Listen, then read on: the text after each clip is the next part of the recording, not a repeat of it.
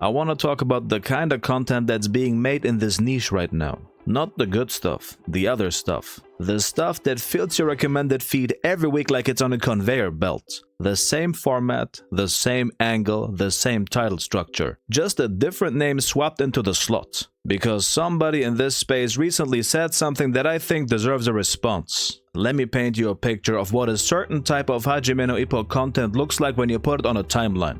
Week 1. Kumi brings Ippo back to boxing.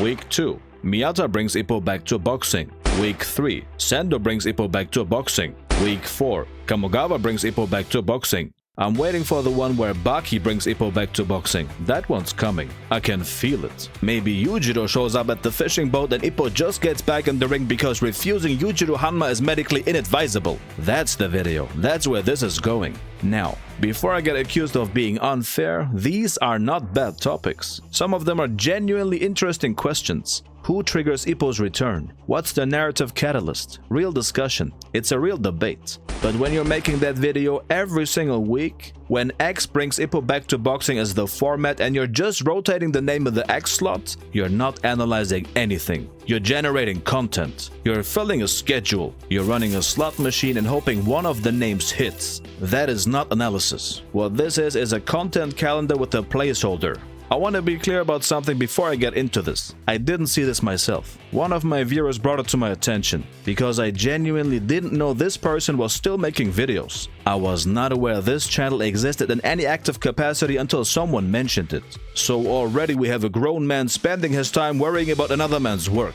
Seems like he's a bigger fan of my channel than half my own members, which is flattering, genuinely. Thank you for the support. Now, the claim directed at this channel was that making videos about chapter 15-16 before it drops is crazy. Let me sit with that for a second.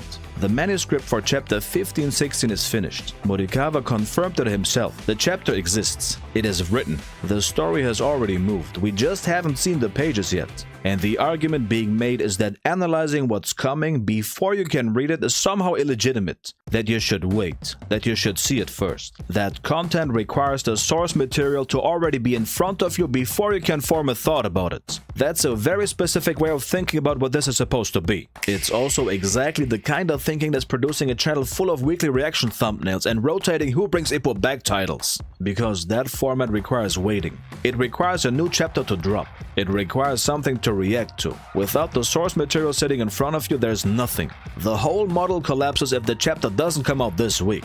My model doesn't collapse because I'm not reacting. I'm building an argument. And here's the thing about reading. Reading is the minimum. Reading is what you need to do before you can start. If you've read the manga, you've done the prerequisite. You haven't done the work yet. The work is what comes after reading. The work is asking why. Why did Kamogawa teach the liver blow before anything else? Why does the Dempsey roll have 3 forms and what problem does each one solve? Why has Morikawa written 300 chapters of Ippo not boxing and what is he actually building in that space? Why did Ricardo go down in chapter 15-15 when he has never gone down in over 60 professional fights and what does that mean for everyone else in this story? Those questions don't require this week's chapter. They require making connections across 1,000 pages of story instead of summarizing the most recent one. They require a thesis, an actual argument that can be right or wrong, instead of a description of events that already happened. Anyone can read.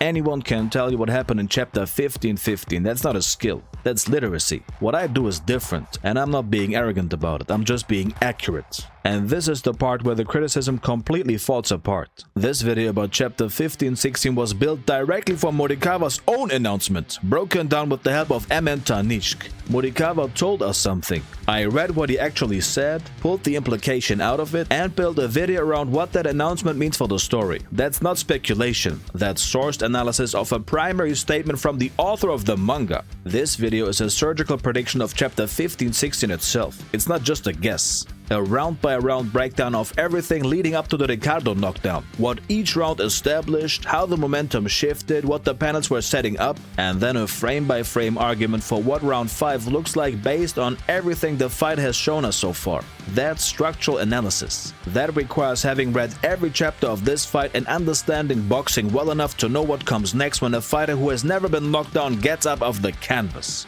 Because if Sando is about to face the version of Ricardo that Dutta and Wally woke up, that's a different fight than the one we've been watching, and that matters. And this video is about Sando as a character, the argument that he cannot change, that his refusal to adapt, the thing that makes him terrifying, is the same thing that sent Ippo into retirement. That Sando is walking a path Morikawa already drew once, and the tragedy is that he knows it and goes anyway. 4 videos, 4 completely different angles, 4 completely different time frames. Not one of them is the same video with a different thumbnail. So before someone opens his mouth about what content in this niche should and shouldn't look like, next time watch the videos before you talk about them. You don't build that kind of range and a good community by waiting for the next chapter every week. You build it by going deeper into everything that already exists and understanding what it means. There are 2 types of content in this niche. The first type reacts. The chapter drops, you read it, you make a video about what you read, and the chapter is the content.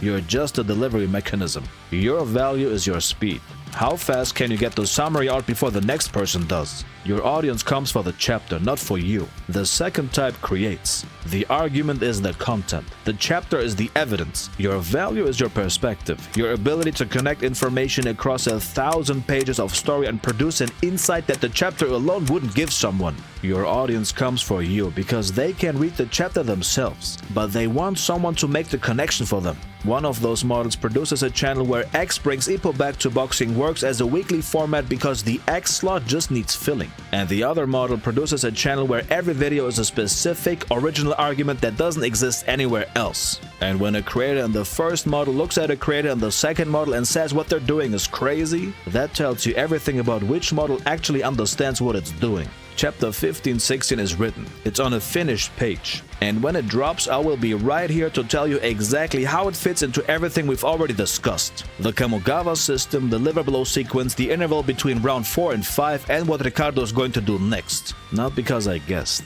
because I read all of it.